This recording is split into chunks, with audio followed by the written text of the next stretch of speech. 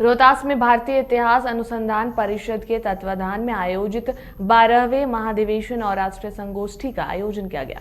इसके उद्घाटन के अवसर पर केंद्रीय भारी उद्योग मंत्री डॉक्टर महेंद्र नाथ पांडे ने मौजूदा भारतीय इतिहास को लेकर बड़ी बात कही। उन्होंने कहा कि हमारा इतिहास किसी न किसी दबाव में लिखा गया है।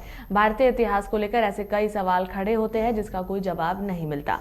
उन्होंने कहा कि प्रधानमंत्री द्वारा देश के अमृत काल में भारत की सांस्कृतिक पुनर्जागरण को लेकर कई कदम उठाए जा रहे हैं। इस दौरान एक सवाल के जवाब में बिहार के मुख्यमंत्री पर कटाक्ष करते हुए केंद्रीय मंत्री ने कहा कि नीतीश कुमार भारतीय राजनीति में हृदय परिवर्तन का एक अभिनव उदाहरण है। उनका स्टैंड एक प्रकार से राजनीतिक रिसर्च का विषय बन चुका है।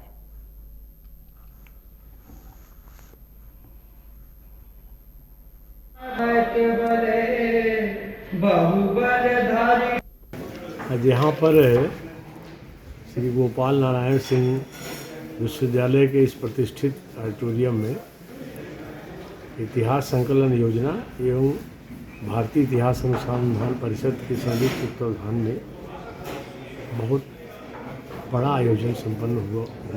शुरुआत हुई, इसका उद्घाटन सत्र संपन्न हुआ। जैसा आपने कहा, पुनर्लेखन को किस रूप में देखते हैं, हम सब इसमें सहभागी रहे। इन्हीं सब विषयों पर 3 दिन तक ये संगोष्ठी चलेगी या महाधिवेशन चलेगा। तो इसके अधिकृत जो इतिहास संकलन योजना से जुड़े लोग हैं, इस पर अधिकृत वक्तव्य तो वो देंगे, लेकिन हम सब भी एक भारत के जिम्मेवार नागरिक के रूप में देखते हैं कि निश्चित तौर से इस देश के अंदर इतिहास का जो लेखन हुआ है, कहीं न कहीं दबाव और भारत की मूल ऐतिहासिक तथ्यों से छेड़छाड़ कर, तथ्यों को तोड़ मरोड़ कर एक बिल्कुल अलग और दासता की मनोवृत्ति के लोगों ने एकांगी इतिहास प्रस्तुत किया। जैसे उदाहरण के रूप में कोई भी इस सवाल को उठा सकता है कि सिकंदर महान था, सिकंदर बहु विश्व विजेता था, तो पूर्व को हरा दिया तो लौट क्यों गया, तो विश्व विजय के लिए। ये सब प्रश्न ऐसे हैं जो भारतीय इतिहास में ऐसे अनेक प्रश्न हैं। फिर आज़ादी अमृत काल में जो हमारी विश्व के सम्मानित विश्वप्रिय नेता और देश के यशस्वी प्रधानमंत्री ने जो अमृत काल में कुछ बिंदु उठाए हैं, ऐसे बहुत से देश की आज़ादी के लिए, देश के सांस्कृतिक पुनरुत्थान के लिए अपना जीवन उत्सर्ग करने वाले लोगों का, उनके इतिहास को कहीं उल्लेख ही नहीं किया गया। तो उन सब विषयों पर दृष्टि डालने की ज़रूरत है।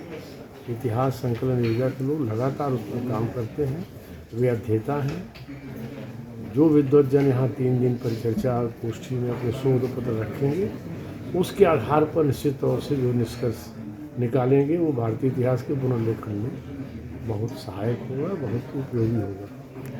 हम सब उस काम के शुभेच्छु हैं। संस्कृति की बात हम करते हैं, संस्कृति की बात, भारतीय इतिहास की संस्कृति, उसको भी मतलब पूर्ण रूप से नहीं दर्शाया गया है सर, और एक पक्ष के ही बारे में रखा गया है सर इतिहास में। हाँ, ये तो आप हर व्यक्ति इसको महसूस करता है।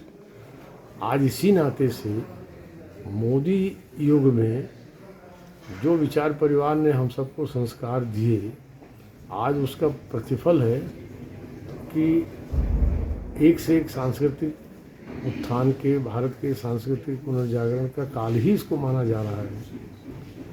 एक से एक ऐसे कदम उठ रहे हैं और जिसको आम नागरिक महसूस कर रहा है, चाहे वो केदार जी के पुनरुद्धार का विषय हो, विश्वनाथ धाम का हो, चाहे वो पावागढ़ में माँ कालिका के शिखर पर ध्वजारोहण का हो,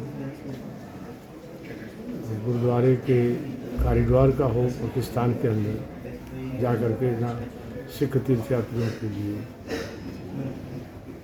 स्वयं भव्य राम मंदिर निर्माण का हो, ये सब जो स्वाभाविक रूप से हो रहा है, और जो लोग कभी एक खास निरपेक्ष मंत्र का जाप करते थे, वे भी आज इसमें सहभागी हो रहे हैं। तो कहीं न कहीं हम लोगों की दिशा सही है और सबका स्वागत है, सबको जुटना चाहिए इसमें।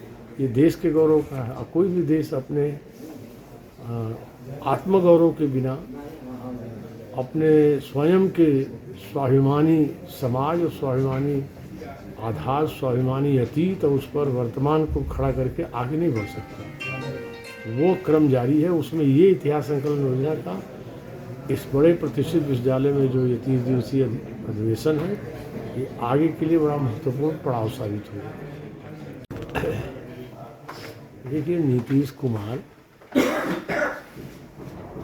हृदय परिवर्तन के भारतीय राजनीति के बड़े अभिनव उदाहरण हैं।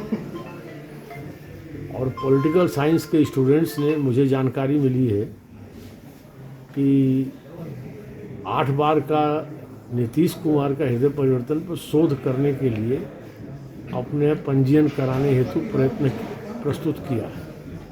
तो ये नीतीश कुमार का स्टैंड अब एक प्रकार से पॉलिटिकल रिसर्च का विषय हो चुका है।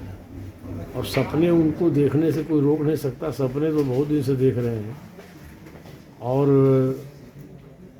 संवेदनहीनता की पराकाष्ठा है कि जिस राज्य के वो मुख्यमंत्री हैं, वहाँ के मृतक के प्रति बिहार की विधानसभा में जो उन्होंने बोला है, वो बिहार के नाम पर एक मुख्यमंत्री के आचरण के रूप में बहुत कलंक का काम किया। सर लग रहा है, सर क्या लग रहा है, भारत में रहना नहीं चाह रहे, अपने बच्चों को सब विदेश में रहना पसंद कर रहे हैं सर।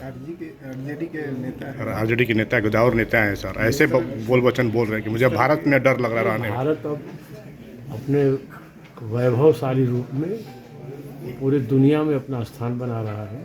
उन्हें डरने की कोई ज़रूरत नहीं है। ज़्यादा डर हो तो वो भारत के गृह मंत्रालय को आवेदन कर सकते हैं। Thank you.